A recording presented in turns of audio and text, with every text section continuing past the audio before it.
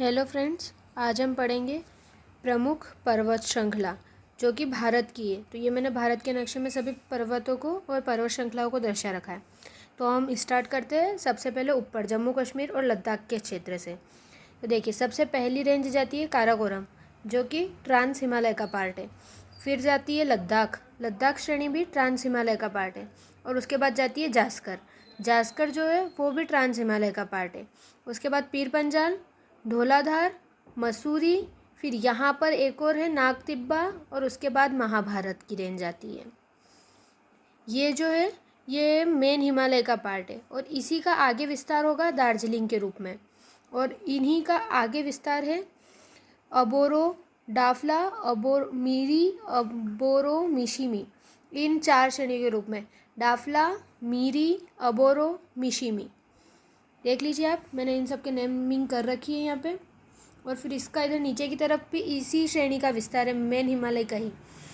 यहाँ पर एक सिंटेक्शियल बैंड है जो कि भारत के यूरेशियन प्लेट से टकराने के कारण पड़ा है, जिसके कारण हिमालय की संरचना इस तरह से मुड़ गई है। तो यहाँ पर देखिए कौन कौन सी पहाड़ियाँ हैं। पटकाई बुम पहाड़ी, फिर नागा पहाड़ी, फिर मणि पहाड़ी और फिर मिज़ो या लुसाई पहाड़ी। ठीक है, अब हम आ जाते हैं मध्य भारत में।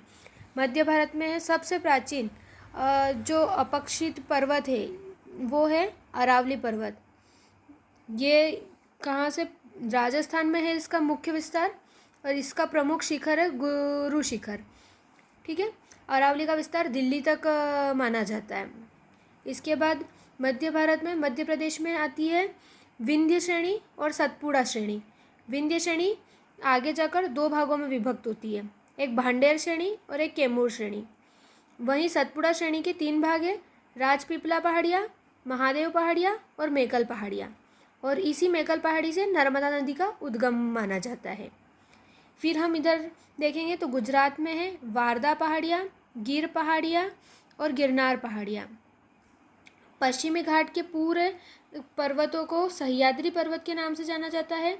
इसमें अलग अलग पर्वत शिखर है, जैसे कलसुबाई की पहाड़ियाँ है, मोलांगगिरी की पहाड़ियाँ है, बाबा बुदन की पहाड़ियाँ है, नीलगिरी की सबसे ऊंची चोटी डोडा बेटा है।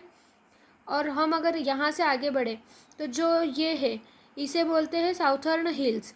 यहाँ पर 3 पर्वत श्रेणियाँ मिलती है। पहली अन्नामलाई होती है, दूसरी का नाम पालनी हिल्स है और तीसरी का नाम इलायची पहाड़ियाँ है। ये तीनों पहाड़ियों का यहाँ पर इस तरह से बनता है। फिर इधर आते हैं तो यहाँ पूर्वी घाट के पर्वत आ गए। इसमें प्रमुख है शिवारोय पहाड़ियाँ, पालकोंडा पहाड़ियाँ और नल्लामलाई पहाड़ियाँ। फिर यहाँ पर है गड़जात की पहाड़ियाँ और नयागढ़ की पहाड़ियाँ। इनकी सबसे ऊंची चोटी है महेंद्रगिरी।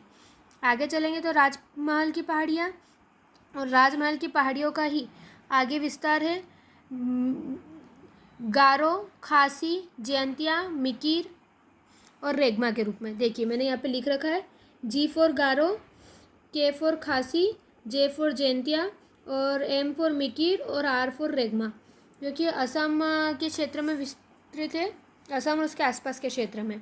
और महाराष्ट्र में कुछ दक्कन के पठार के ऊपर भी पहाड़ियाँ हैं, वो है सतमाला, अजंता, हरिश्चंद्र और बालाघाट की पहाड़ियाँ।